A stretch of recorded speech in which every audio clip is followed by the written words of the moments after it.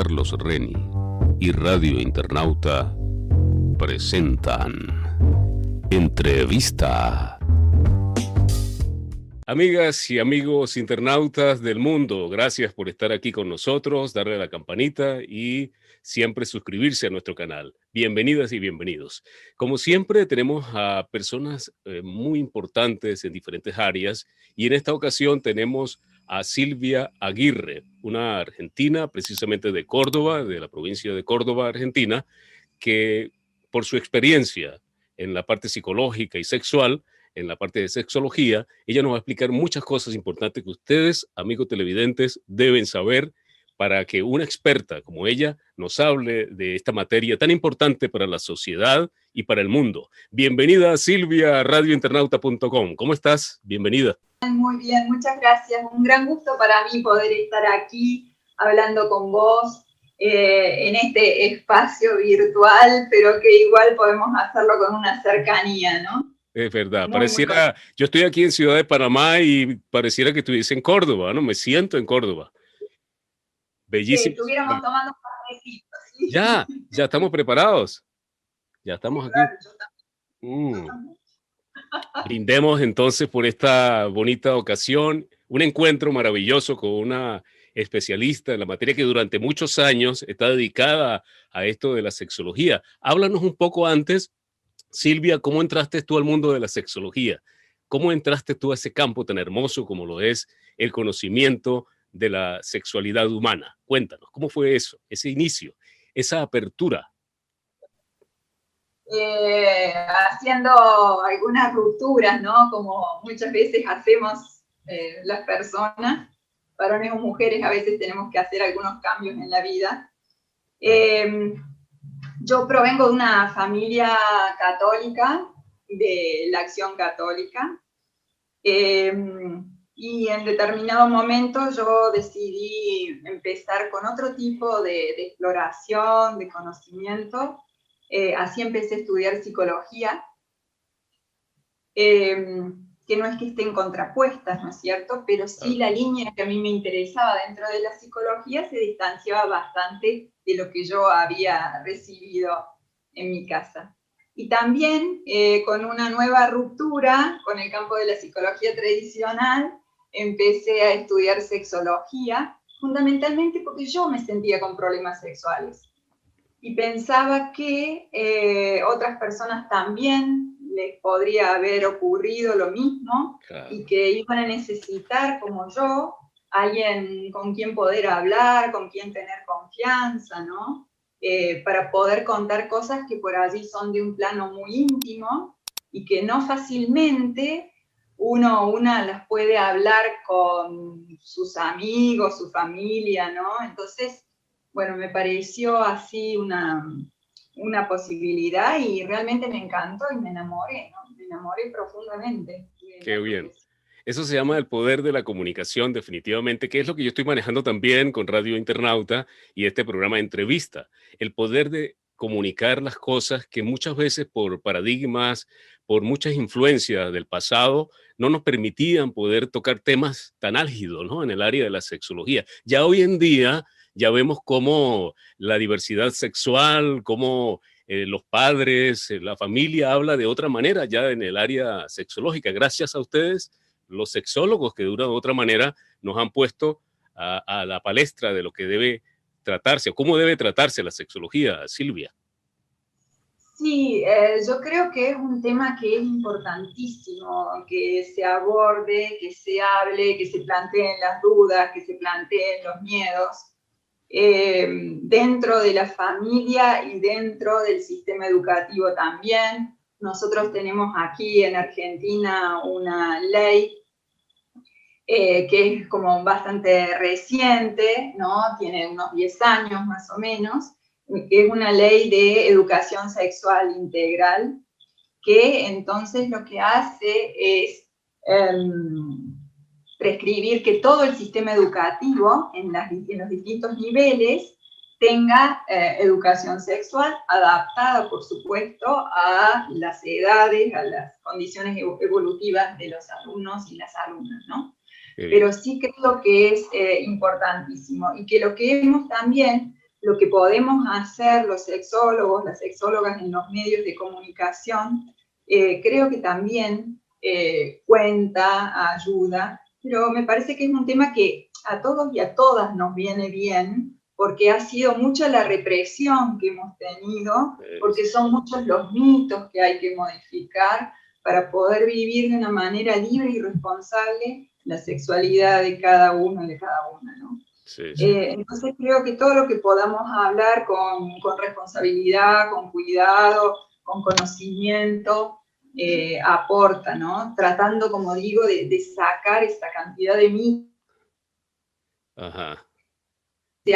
socialmente y que es una pena porque lo que hacen es quitar la posibilidad de tener placer sexual, de poder vivir la sexualidad de una manera tranquila y segura, ¿no? Ahora, Entonces, sí. Silvia, hablaste de algo muy importante cuando te iniciaste en el área sexológica, de que de cierto modo sentías la necesidad también de un psicólogo o un sexólogo en tu juventud, porque escuché que dijiste eso. Sí, sí, claro, porque justamente yo, como te digo, venía de toda esa educación católica donde no, yo fui a colegio de curas, ¿no? Y no teníamos ningún tipo de formación y mi familia también tenía como una conducta bastante. Lo que sí nos decían es todo lo que no podíamos hacer, todo lo que estaba mal, ¿no? Y en esto como con mucha efusividad. Pero, ¿qué era lo que estaba bien de la sexualidad? ¿Qué era lo bueno? ¿Qué era lo positivo? ¿Qué era lo placentero? De eso nadie me dijo nada. Entonces, yo llegué a ponerme de novia siendo muy poquito, y para colmo la persona con la que me puse de novia era también de mi colegio y con la misma experiencia que yo. Choca lo mismo. Los dos, los dos. Y él, que sabía así tampoco como yo, en un momento me dijo que yo era anormal. Que yo era anormal. Qué bueno. Pero bueno, yo no hubiera necesitado que alguien me dijera si realmente era normal y cuáles eran los criterios de normalidad. ¿Cuáles eran? Increíble, ¿no? Pero sucede mucho, Silvia. La experiencia que viviste la han vivido muchas mujeres latinoamericanas y del mundo, la han vivido. Una experiencia que tú la estás rememorando a muchas personas que están viendo este programa, seguro, muchas mujeres. Sí, sí, sí, por supuesto que sí. Sobre todo para las mujeres que, a ver, hemos nacido en los 60, en los 70, esta es una experiencia como bastante común, a lo mejor las que nacieron ya en los 80, los 90 ya es otra la historia, ¿no? Sí, sí. Pero para nosotras fue todo un tema, fue todo un tema. Y sí, yo lo reconozco como una cosa así bastante grupal, no solo mía, ¿no? Como vos decís, es Sí, realmente sí. así. Y seguramente muchas de las que nos escuchen se estarán riendo, acordándose. Seguro que sí. Seguro que sí. Se sentirán El plano realmente de que... todo el Exacto. conocimiento. Sí. Sí, sí. Bueno, fíjate cómo son las cosas de la vida, ¿no? Del ser humano en cuanto a sus experiencias. Seguramente tú viviste esa experiencia. Hay muchas mujeres que han vivido otras experiencias, o sea, diversas. Y tú como sexóloga, como psicóloga también, clínico, pues también seguramente has visto connotadamente las experiencias o has escuchado de otras mujeres también. ¿Qué nos puedes hablar de esos temas que, como para hablar también de la experiencia de otras mujeres a las cuales tú has tratado en tu oficina, ¿no? Exactamente. Sí, sí, las experiencias son sumamente variadas. Claro. El tema de las mujeres y la sexualidad en las mujeres tiene todo una carga, un peso muy grande, de nuevo situándonos aquí en América, ¿no? Y en América Latina. Eh, por la gran incidencia que tuvieron corrientes religiosas,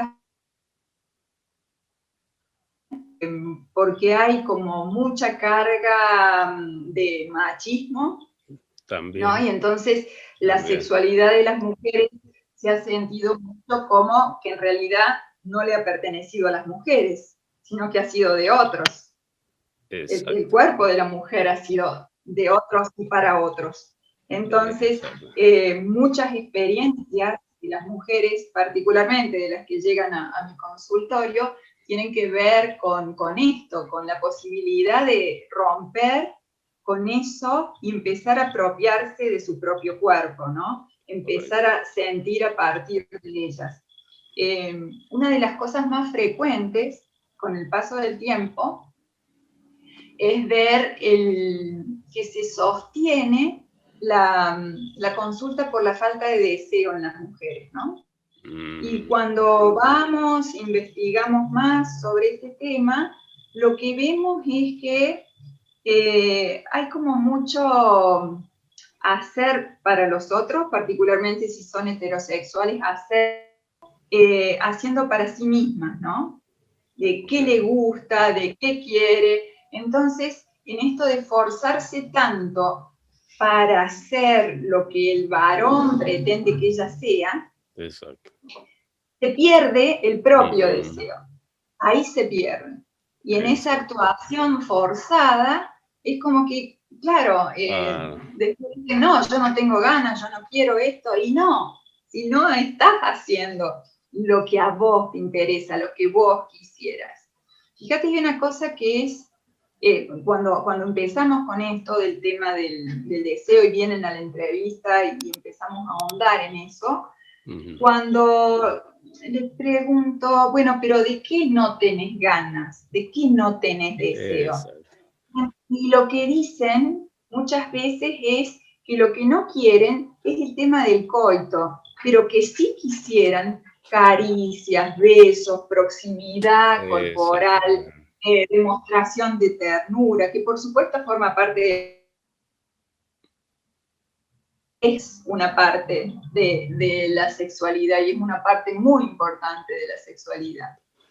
Sí, pero bueno, no se puede hacer como esta división, es como que si van a tener una situación de intimidad con ese varón, tiene que ser con un coito, sí o sí, ¿no? Y ellas lo sienten como una imposición.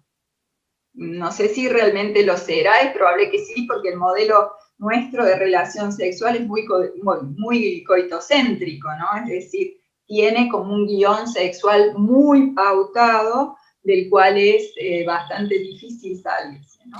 Fíjate, Silvia, importante saber que este programa también, además que lo ven muchas mujeres, también lo están viendo hombres, varones. Entonces es bueno también como psicóloga, como sexóloga, también le hablemos a ellos. Y me parece muy justo, muy importante que ellos sepan qué sienten las mujeres, ¿no? De una sexóloga que ha oído, ha escuchado de su propia experiencia, qué les ha contado a esas mujeres, qué quieren, qué desean de nosotros los caballeros, ¿no? Ahí en ese momento tan álgido y tan importante en una relación. Sí, y que puede ser realmente un momento de mucho encuentro o todo lo contrario. Exactamente. Y esto va a depender de poder salirse de esas pautas que se han aprendido y poder encontrarse con la otra persona y preguntarle qué quiere, qué tiene ganas. Exacto. Y no pensar que ese guión tiene que empezar así, seguir así, terminar así. Que si no es así, no funciona. No, todo lo contrario. Es más, mientras menos se repite ese guión, más se sostiene el deseo sexual de las personas. Exactamente. Porque ese guión, a pesar de que por un tiempo parece que funciona, después aburre. Exactamente. Entonces, una de las maneras, además de poder decir, bueno, yo con esta persona quisiera tener una sexualidad viva durante mucho tiempo, bien, hay que poder hacer modificaciones en esa manera en esa forma del encuentro, y ver entonces cuáles son las posibilidades de lo que va teniendo la persona en ese momento, en esa circunstancia, que puede ser muy distinto de lo que quería el día anterior o al día siguiente. Pero tener esa sensibilidad, como decir, hacemos una cosa reiterativa, ¿no? Una cosa que siempre empieza y termina de la misma forma, en el mismo lugar, en el mismo horario, con las limitaciones. Sí. Es claro. Que los varones escuchen y que las mujeres se atrevan a pedir, ¿no? Exacto. Son las dos cosas lo importante. Y que haya comunicación, que haya el deseo de contactarse con la otra persona para ver qué ocurre en esa circunstancia. Esto es fundamental. Porque si no es así, empiezan los sobreentendidos. Sí. Ahora es importante hablar de términos que he visto en las redes sociales de Silvia, por ejemplo, heterosisapostasía, que parece un trabalenguas pronunciarlo un poco. Cuéntanos de qué se trata este término que vemos en tus redes sociales. Cuéntanos un poco más sobre esto. Las mujeres estamos avanzando mucho, estamos cambiando mucho, estamos logrando modificaciones importantes en nuestra vida, en nuestros derechos, estamos conquistando nuestros derechos. Y dentro de lo que son las mujeres heterosexuales, que son aquellas a las cuales nos gustan los varones, o sea, que nos atraen los varones para tener encuentros sexuales, para enamorarnos, esas somos las heterosexuales. Allí también está el concepto de cissexual, que es exactamente lo contrario de transexual, ¿no es cierto? Claro. Ser cissexual quiere decir que yo estoy conforme con el sexo que me asignaron al nacer. El transexual es el que no está conforme y quiere cambiar. Las cisexuales, en este caso, nos dijeron que somos mujeres y nosotras nos sentimos mujeres. Nos atraen los varones, vinculándonos sexoafectivamente con varones. Pero no queremos repetir los mandatos del género. Y por eso decimos que hacemos una apostasía, es decir, una renuncia a los mandatos del género. Okay. ¿Sí? Nos sentimos mujeres, nos gustan los varones, pero no nos gustan esos mandatos del género que dicen que tenemos que ser calladitas. Silvia, también existe una sociedad que ha influido mucho en ciertas normas que han influido en las relaciones, ¿no? Entre la mujer y el hombre o viceversa. Sí, una diversidad también importante, que estaremos hablando de eso más adelante. Porque hay unas normas que nos pusieron en el pasado, no solamente a las mujeres, sino también a los hombres. Hablemos un poquito de esto también, y que eso ha influido mucho, ¿no? en la actualidad también. Y que ojalá esos mandatos del género son para las mujeres una cosa, para los varones otra. En realidad, a ambos, ¿no es cierto? A ambos, lo que hace esto es encasillarlos y no permitirles salirse de ahí. Porque por el hecho de tener determinado sexo no quiere decir que tengas que ganar más que otra. Exacto. Que tengas más responsabilidad en el cuidado de los niños, ni que no tengas que lavar los platos, ¿no es cierto?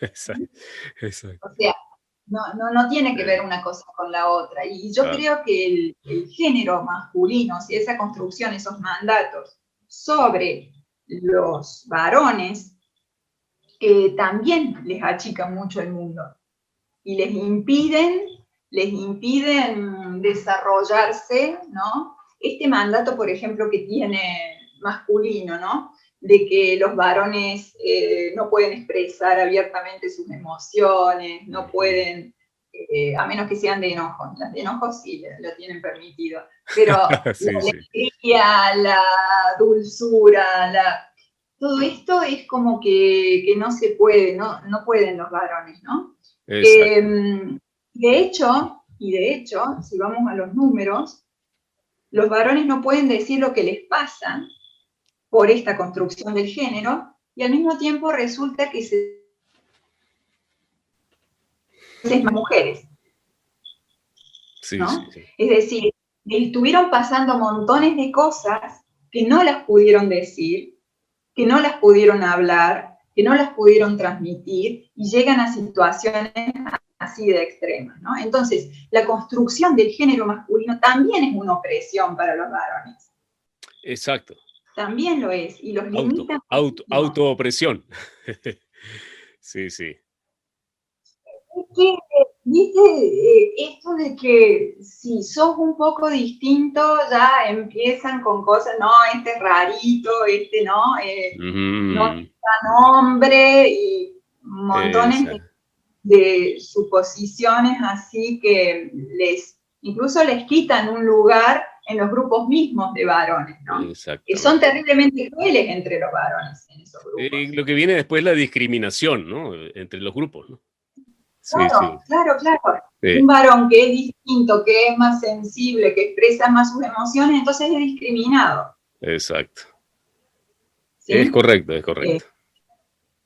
Y esa falta, yo creo que es muy importante. esa falta de cariño que el hombre se cohíbe mucho, que es lo que estoy entendiendo también por la misma sociedad, nuestras costumbres, como lo querramos llamar. Entonces, eso hace que muchas mujeres les haga falta ese afecto, ¿verdad? Ese cariño, esa caricia, que muchas veces el hombre se priva de hacerla muchas veces por esto, ¿no?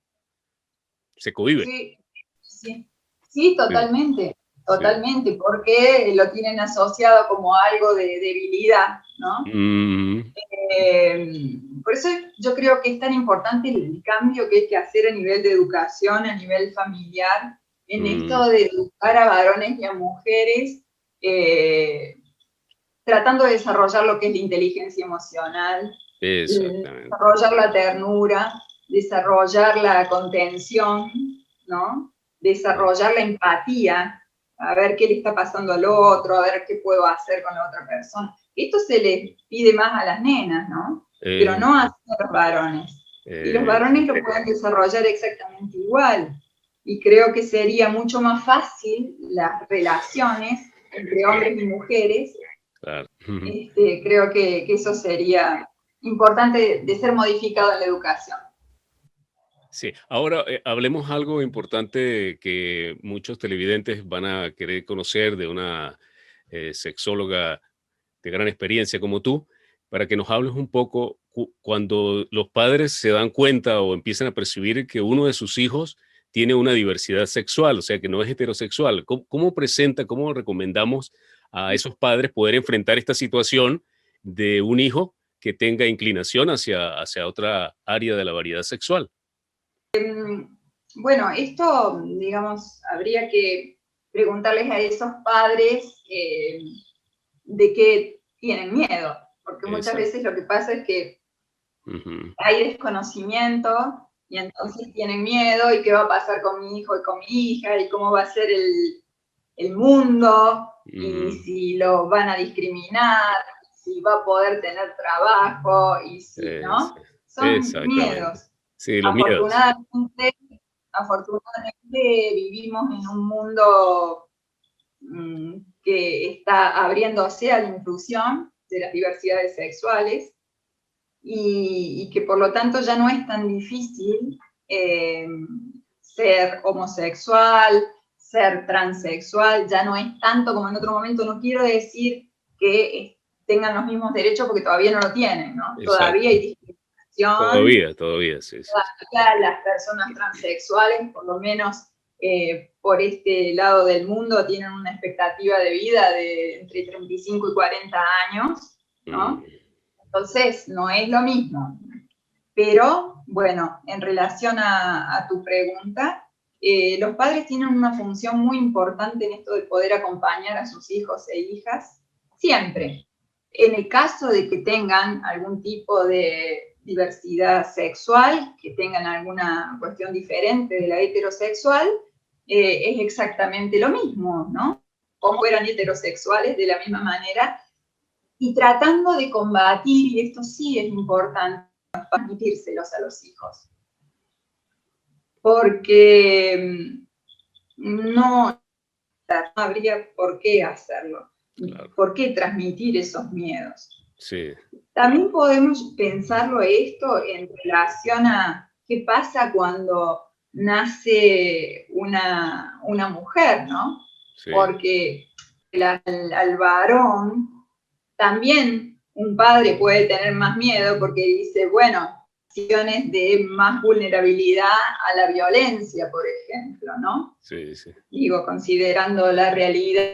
Sí, sí, sí. Pero bueno, si bien es mundo por ahora, al menos, donde hay más situaciones de violencia que viven las mujeres, hay todavía discriminación en cuanto a las diversidades sexuales, poder acompañar a ese hijo, a esa hija, en su forma de vivir, en su forma de ser, tratando de ser ese hijo, a esa hija, y para ayudarle también, en la medida de lo posible, a desarrollar la mayor cantidad de herramientas posibles para vivir en el mundo de una manera saludable y plena. Porque vamos a suponer que no tiene una diversidad sexual, vamos a suponer que no es una mujer, vamos a suponer que es un varón, pero por ejemplo, fíjate qué pasa cuando un varón quiere dedicarse al ballet. por ejemplo, sí, sí, sí. Suele ser para los padres y para las madres todo un shock, porque Sí, sí. ¿cómo se va a dedicar a eso? Sí, sí, sí.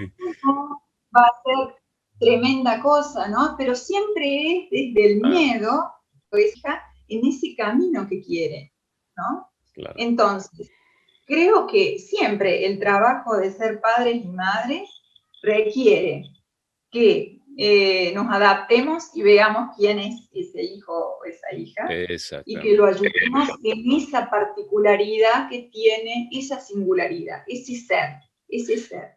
Pero también, Que en Silvia, también de cierto modo habrá algunas familias que necesitarán el apoyo de un especialista, ¿no? Por ejemplo, como tú, por ejemplo, sí, para sí, que acudan a tu consultorio para en familia poder sobrellevar, porque como estábamos hablando, la sociedad que vivimos, muchos padres, sobre todo de las décadas pasadas, pues no están muy preparados para este tipo de circunstancias. así es, y han venido a mi consulta hace algunos años a decirme que les cambiara la orientación sexual a los hijos. Que yo hiciera para que dejara de ser homosexual. Cosa, bueno, pero en algún tiempo casi, ¿no? Esto de quiero sacarme los miedos, quiero sacarme los mitos, quiero poder ayudarlo a mi hijo o a mi hija, quiero poder acompañarlo bien, y entonces hacemos un trabajo con ese padre o esa madre para que pueda sacarse todo eso que aprendió mal y poder atender de una manera saludable esta realidad que no tenía prevista, ¿no? Exacto. Porque se le salió del libreto a ese hijo. Exactamente. Son cosas, mira que son cosas que suceden hoy en día porque, digamos, los tabúes hoy en día pues se han roto mucho, ¿no? Y muchos ocultaban, digo, muchas familias ocultaban o trataban de ocultar este fenómeno familiar o esta situación familiar. Hoy en día pues ya se ve de otra manera, Silvia, de verdad. Afortunadamente se ve de otra forma porque tenemos que pensar la cantidad de gente que ha sufrido a lo largo de la historia Exacto. simplemente por enamorarse de alguien que no era lo que estaba previsto para él o para ella, ¿no? Sí, Terrible. Y incluso Silvia, muchos suicidios, ¿no? En este caso, muchas personas que no han podido soportar esta situación, ¿no? Y se han tornado suicidas, digámoslo de esa manera, con su vida, ¿no? Y han intentado, ¿no? Incluso quitarse la vida por esta situación, ¿no? por supuesto, y tenemos en la historia grandes personalidades que lo han hecho, ¿no? Y tenemos grandes personalidades a las que se ha matado solamente por ser homosexual, ¿no? Exactamente.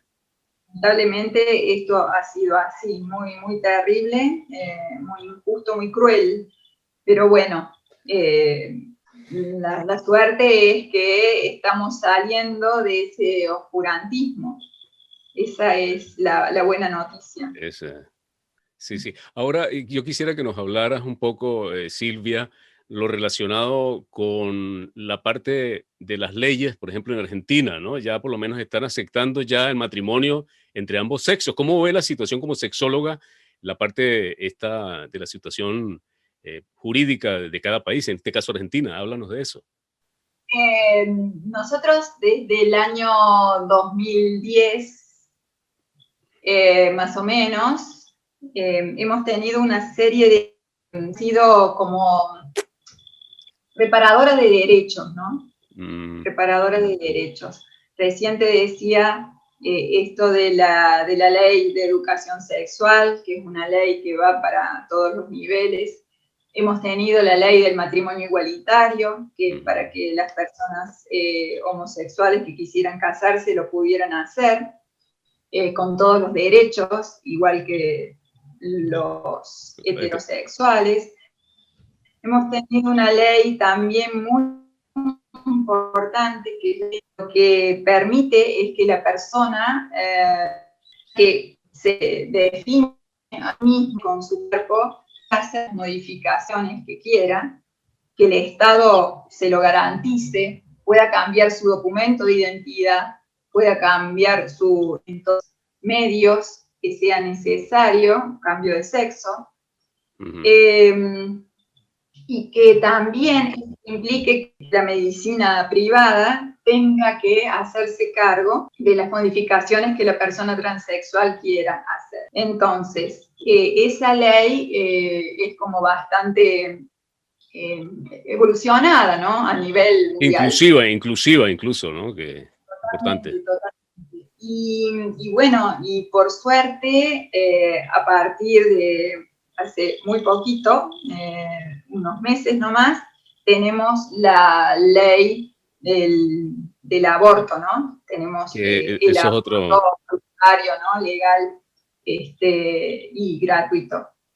Exacto. Así que eso ha sido como la última conquista que hemos tenido, que ha sido sumamente importante. Importantísimo incluso que va en defensa, incluso las leyes en defensa de la mujer también, ¿no? Yo me imagino que también tú también has visto esa situación en cuanto a las leyes han cambiado con respecto a la protección de la violencia hacia la mujer, por ejemplo, que en estos países como Colombia, Panamá y Venezuela se ve mucho. Sí, las leyes, hay leyes que también que hacen a la protección de las mujeres y de las personas feminizadas, ¿no es cierto?, de las diversidades sexuales también. Pero de todas maneras no tenemos que dejar de ver que más allá de estas leyes, puntualmente en lo que se refiere a la violencia de género, nosotros y nosotras estamos viendo un aumento en nuestro país, particularmente a partir de la pandemia. El aumento es notorio. Sí.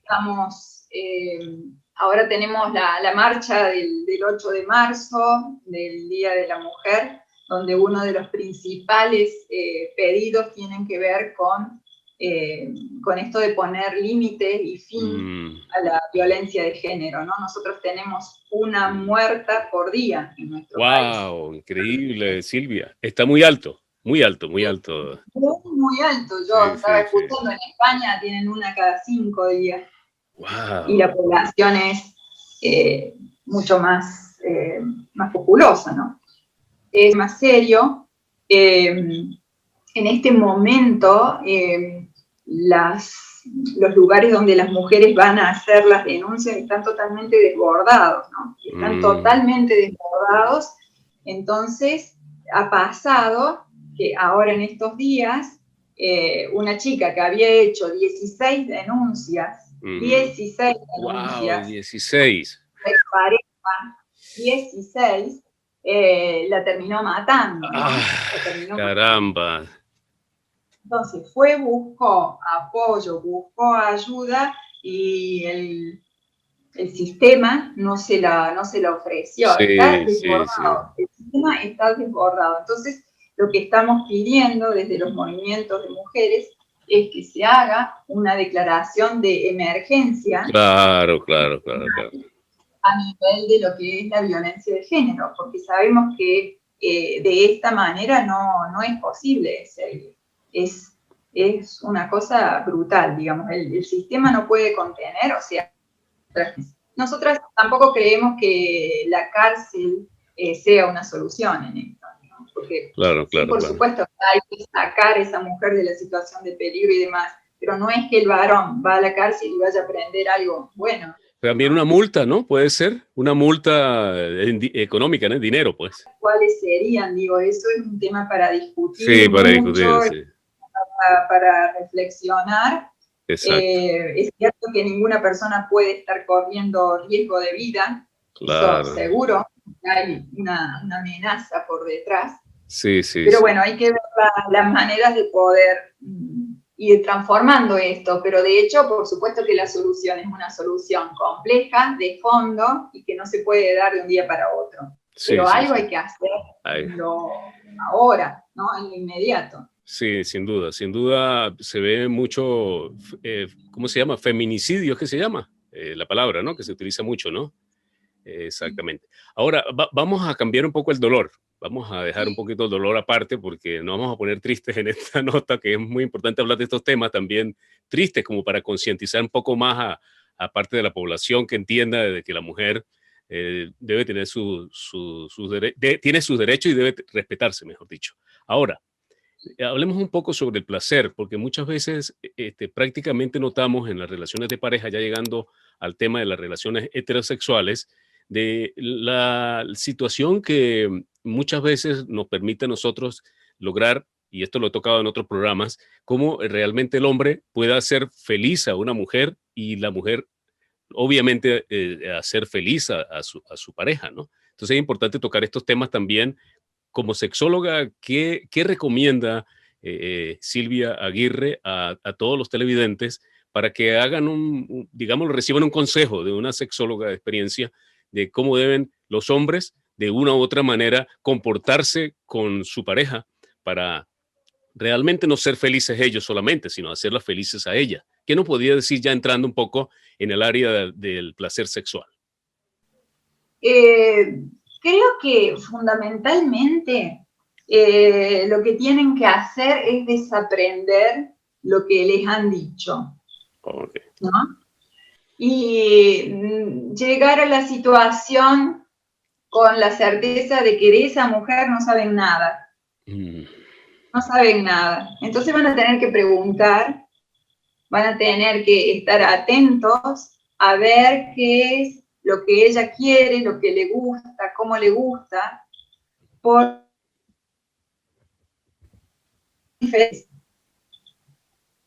porque no hay algo que sirva para todas. Entonces, lo que tal vez le funcionó con una pareja anterior, con la siguiente es muy probable que no le funcione. Entonces, de allí esta disposición a escuchar, estar atentos, aprender. Como un aprendiz, ¿no? Como un aprendiz, no como alguien que sabe. No, Exactamente, sí, sí. a ella le guste, no, sino dispuesto a esa de discípulo y de aprender lo que esta mujer tenga para decirle de ella misma. Por eso también es muy importante que las mujeres aprendan sobre sí, no solo para el momento en el que están solas, sino también para cuando se vinculen con otra pareja. Con una pareja o con otras. Sí. Porque es importante que una mujer pueda decir qué quiere, cómo lo quiere, qué le gusta, es muy importante. Muy importante, sí, sí. ¿Sí? Pero si el varón le pregunta y ella no sabe y le dice, no sé, hace vos, Sí, sí, sí. digámoslo que rompamos Va a empezar con una buena comunicación, digamos, mejorar la comunicación entre parejas. Digamos que puede ser una de estas vertientes, ideas que debe tener la mujer y el hombre de romper los paradigmas, ¿verdad? Y poder tener una comunicación efectiva entre las parejas. Podría ser, ¿verdad? así es. Sí. Por supuesto que sí. Para esto hay que, entre otras cosas, animarse a hablar de sexo, ¿no? Exactamente. Que me da vergüenza, dicen muchas veces las mujeres. Eso es. Pero ¿cómo le voy a decir eso? ¿Cómo le voy a pedir? Pero es que si no lo haces, no va a funcionar. No va a funcionar. Sí. Definitivamente. Entonces, ahí está la clave. Sí. creo que sí, porque con eso lo que haces es justamente atender a lo propio de cada persona, ¿no? Exactamente. A esto que es único, al respeto por ese ser humano que tiene una forma de sentir y de disfrutar, que no es igual al de otro. Exacto. ¿Sí? Así que sí creo que es esto. Si se puede tener eso en cuenta, a mí me parece que ese varón tiene grandes probabilidades de ser un buen amante. Uh-huh. ¿Sí? Pero es al revés, es no yendo con tengo un montón de estrategias y voy a probar esto, y pruebo lo otro. No. Sí, sobre todo, Silvia, digamos lo que la influencia que ha tenido la televisión, los medios de comunicación, las películas pornográficas, el porno, que no nos ha enseñado a nosotros los hombres realmente de una manera educativa, realmente cómo debemos nosotros comportarnos. No, sí, hay una receta para decir no hagan lo que ven en el porno, no lo hagan. Exactamente, no lo hagan. Es correcto, exactamente. Eso no. Vayan y pregúntenle a la mujer con la que están, pero no repitan eso. Incluso no solamente los hombres han caído en eso, las mismas mujeres también. En el hecho de, hay mujeres, por ejemplo, que reclaman la película porno, por ejemplo. Hay mujeres que dicen, no, ponme una porno, para decir algo, ¿no? La misma mujer. Exacto. Y también se siente como que tiene que funcionar como una actriz porno ella. Y lo que está haciendo la actriz porno es una situación fingida, digamos que... Y muy masculina, ¿no? Silvia, y muy masculina, porque la película es creada más para los hombres que para las mujeres, ¿verdad? Producción, para ellos. A imagen de una fantasía masculina. Masculina, ¿no? Eso es lo que quería decirte, exacto. Claro, lo que después le va a dar placer a la mujer, no lo es. Uh-huh. Así que sí, me parece que si se puede tener en cuenta esas dos cosas, que vayan con capacidad de aprender y que no hagan lo del porno, ya con eso tendríamos. Sí, es verdad, sí. O sea, Silvia, tú has dicho una gran realidad, desaprender, ¿no? Porque lo que hemos aprendido durante muchos años es algo equivocado, definitivamente, Silvia. Y que tiene grandes probabilidades de salir mal, tiene grandes probabilidades de lastimar, porque también las mujeres con esos esquemas se quieren obligar a sentir como siente la actriz porno o como parece sentir la actriz porno, y no hay manera, es toda una ficción, ¿no? Exacto. Cuando no les pasa, se sienten así anormales, como me decía mi novio, ¿no? Sí. Esto era, ¿no? Exactamente. No hay anormalidad, ¿no? Está mal la película. Correcto, sí. Bueno, interesante hablar de estos temas porque realmente estamos dándole a conocer nuestra contribución como seres humanos a que podamos cambiar los paradigmas, cambiar incluso hasta las leyes que hablamos, ¿no? Que las leyes cambien en favor de la mujer, por ejemplo. Ahora, vamos a pensar algo importante también antes de culminar nuestro programa, ya estamos en los últimos minutos del programa, y queríamos preguntarle antes de irnos a Silvia Aguirre, realmente, ¿qué recomiendas a las parejas, por ejemplo, en este caso, digámoslo, desde el orden de tanto trabajo, de lo que tú dijiste en un momento, de que la pandemia, de que la rutina, ¿cómo manejaría esta situación como para recomendarles a todos los seres humanos del planeta que vean este programa, vean una recomendación de una sexóloga antes de irnos para que les quede algo positivo, además de tu experiencia, de tantas consultas que has tenido en tu vida, ¿no? Como Sí. profesional. Lo que hemos visto en este tiempo no tiene antecedentes, no tiene ninguna cuenta que estamos atravesando una situación trágica a nivel mundial que nos impacta psíquicamente, que nos hace tener menos energía, que nos hace tener preocupación, que nos hace tener miedo, porque no sabemos quién se va a enfermar y qué va a implicar esa enfermedad, porque estamos todos juntos en la casa, con los hijos, con el trabajo mezclado con la actividad doméstica.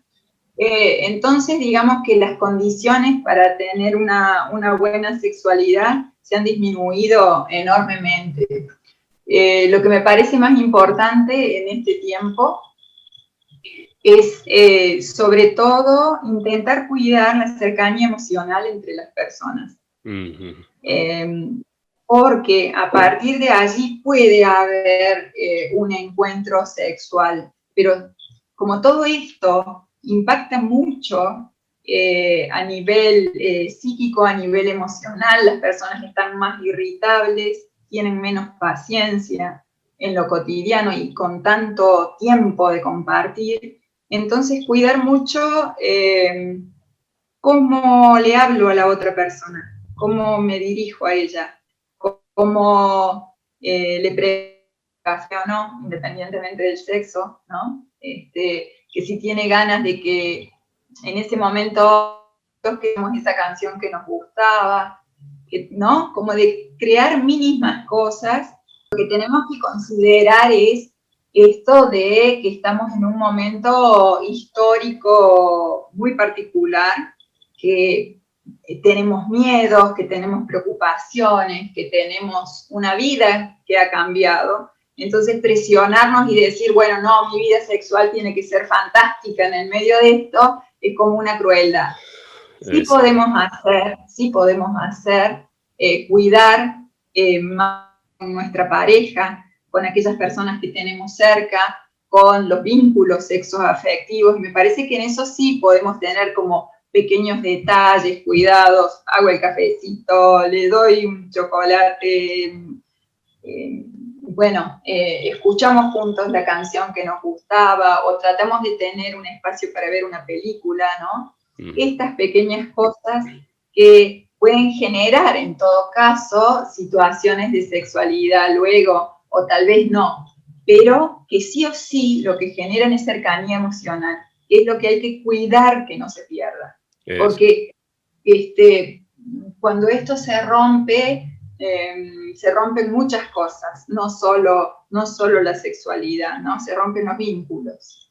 Exactamente. Bien, muchas gracias, Silvia, por habernos acompañado en este programa de hoy. De verdad que nos contenta mucho tus apreciaciones, tus puntos de vista y tus recomendaciones para todos los internautas del mundo, quienes ven este programa, a todos los televidentes. Un abrazo. Gracias por estar con nosotros y siempre dándole a la campanita y suscribiéndose a este canal para poder tener personas de experiencia y de calidad profesional como Silvia Aguirre. Gracias, Silvia. ¿Qué nos puede decir finalmente ya para finalizar este programa? Un gran gusto haber estado conversando con vos y ojalá muchas personas pueda ayudarles en algo, esto que hemos compartido. Muchas gracias, ha sido un momento muy grato, Carlos. Bueno, es fácil conseguirte, ¿no? Silvia Aguirre, ¿no? En tus redes sociales. Bastante fácil, ¿no? Ajá. Estoy en todas las redes sociales, tengo una página web, así que pueden encontrarme. Muy fácil. Muchas gracias, Silvia. Un abrazo, de verdad. Otro desde aquí, otro desde Córdoba. Desde Panamá, un abrazo y gracias por estar con nosotros. Amigas y amigos, gracias por habernos acompañado y gracias a ustedes por darle a la campanita y siempre suscribirse a este canal. Hasta entonces, amigos. Carlos Reni y Radio Internauta presentan Entrevista.